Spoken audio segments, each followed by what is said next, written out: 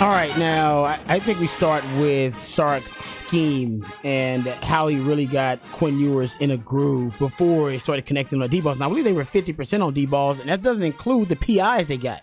They got 2 PIs? I believe it was 2. On the same guy, if I'm not mistaken. Was it Terrion Arnold with both of those PIs? One that was on the double pass by Xavier Worthy, and the other one was on A.D. Mitchell, right? Just threw a deep one? Yep. Both same guy. And I want to say late in the game they might have replaced him with number 9, if I'm not mistaken. I forget his name for Alabama. But either way, Sark was hunting. I always say Sark's a big game hunter. He doesn't like the small game. He doesn't want your game birds, your quails. He doesn't want doves. He doesn't want stuff like that. Big old turkeys and stuff. Yeah, exactly. He wants to be on the African plains out there hunting something to get mount on his wall. And I will give him a lot of credit. I'm going to go back and do the research and find out when it's kind of the latest he's thrown a deep ball in the game. But he waited to the second quarter, He waited to the second quarter. And then once he saw the coverage he liked, that's when he went after it. And I'll give him also credit for, I thought Texas would run more empty formation, but they started out the game in empty. But I think he started out in empty because of something that I brought up on the shows. I think he wanted to see if the Alabama corners, Kool-Aid McKinstry and Terrion Arnold, were going to travel. If they were going to, because he had empty with the tight ends. Remember the first play was Cedric Baxter. It was a screen to the running back, but they were out of empty formation. So he had, out of 12 personnel, 1 back, 2 tight ends. He had both tight ends out wide with Cedric Baxter in a trips formation, kind of a bunch trips out there. And then he had both wide receivers to twins to the opposite side. And I think he wanted to see if the cornerbacks were going to travel, and they didn't. So the first 2 plays were out of empty. And I think it was just troubleshooting.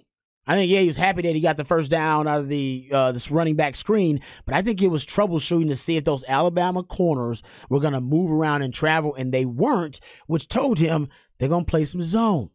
And they did play some zone, all right? And I think he was waiting to see if they were going to play, and they played a lot of split coverage. Quarters, half coverage. They played some man too, but there was a lot of split coverage, and you could tell that Sark, and by the time he verified that in the second quarter, he didn't want to waste it. So he went after it. That's why he had 3 bombs in a row. First one was incomplete. Second was the double pass, ended up being a PI, and the third one, boom, they hit on, which was, that was probably one of the biggest plays of the game. It might have been top 3 biggest plays of the game, period. Because Longhorn fans, I think that made Quinn a believer. Because Quinn was hitting on all the short stuff. That's Quinn's comfort zone. That's where he's confident. Sark started out the game, just like we said, the short, high percentage, quick passing game has to be the extension of the running game. The running game will come. Like I said, I don't think you'll be able to get consistent yardage on the running game. They did a lot better late in the game with the running game once they kind of wore Alabama down.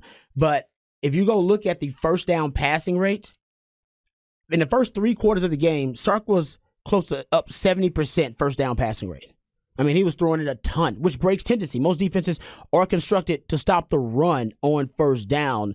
Sark understanding that about Nick Saban, and it's probably a Nick Saban principle. I'm going to stop the run on first down and win first down. Sark went after him. And he went after him via the pass. And the passes weren't downfield passes, as you know, they were short, high percentage passes. Essentially, they were long handoffs, extensions of the running game. And it got his quarterback in a groove. It got Quinn in a rhythm. And I think that helped. I think that really did help with the confidence of Quinn. Also, but I think it established Texas, being able to stress Alabama horizontally. And then Alabama having to respect that a little bit. And I think that's why, Sark, after they started to respect that quick, short, underneath game and maybe became a little bit more aggressive towards it, that's when Sark broke out the big guns and went downfield. And if he didn't hit on the deep ball, we'd be having a different discussion today. But they did. They did. They hit him. And he was stubborn about it, too. He was like, no, I'm 3 in a row. Well, at that point, you got to know that Nick Saban didn't know what to do, right? All on first down, by the way, too. So he was very stubborn about it.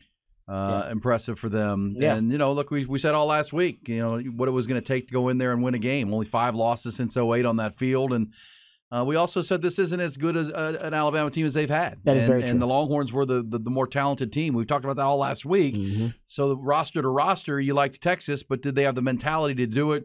Would Sark, call the game plan, and then in the fourth quarter, would he, outwit his mentor? And he certainly did. As we said, going into it, 3 of the previous 5 quarterbacks to beat Nick Saban in Tuscaloosa went on to win the Heisman Trophy, Rod. 2 of them went on to win a national championship. That was Cam Newton and Joe Burrow. Johnny Manziel won the Heisman, but not the championship. I mean, that's why this season becomes big opportunity. And Quinn Ewers, shut up the doubters. And as you said in our pregame on Saturday, this is your moment. That's why I made that montage with the Eminem song. It's your moment. It is, man. To all the detractors, all the guys, all the texters we see calling for Malik Murphy, and maybe Malik's the guy. Quinn had one heck of a night, and Sark choreographed the game plan and built it, and his quarterback executed it to a very high level. Yeah, it was. That's just part of it. Basically, he always wanted to have Alabama thinking about the run, and then he would always pivot to the pass. I have a great saying that I got from my man Kyle Shanahan, who I'm sure influenced a little bit of Sark's philosophy, following him there in Atlanta. You present power personnel packages, and then you pivot to play action pass principles, or pivot to pass principles. I know it's a lot of P's in there, but easier to remember. And Sark did that in this matchup. We talked about that before the game, how that may be one of his ways to break tendency. He had 12. He played a lot of 12 personnel. Matter of fact, started out the game in 12 personnel. That's two running backs in the backfield. No, right? that's two tight ends. 2 tight ends. 1 back, 2 tight ends. And I thought, oh man, he's playing a lot of 12 personnel. Maybe they want to see if they can establish the run. He actually threw out of 12 personnel a lot, damn near 50% of the time, and they were in 12 personnel. They were throwing the football. So presenting power personnel looks to Bama. They think run. Maybe even on first down, they think run, and then you pivot to pass. And that's where you find your matchup advantages. So usually I wouldn't track it for years, or at least for years, the last 2 years for Sark. And when he's in 12 personnel, usually he's throwing the football a third of the time. In 2022, it was a little bit higher. You're probably close to 35% of the time. In this game, he was throwing the football out of 12 personnel 48% of the time.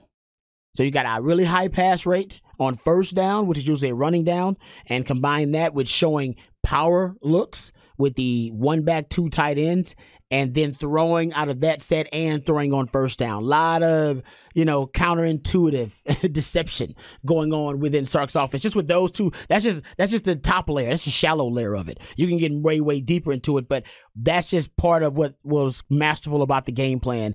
He was going to bet on his quarterback, but he put him in a position to be successful, because the passes that they started off the game for, they were high percentage passes. I mean, this is with the comfort zone of Quinn Ewers. The deep ball, that was the risk. And when they hit on that opened up the entire playbook for Sark. No question. Yeah, no question. It confirmed and reaffirmed the game plan will work. And that's when I think Quinn started, the game plan's going to work. And everybody believed the game plan's going to work, O-line included. That's when it started to take off for him.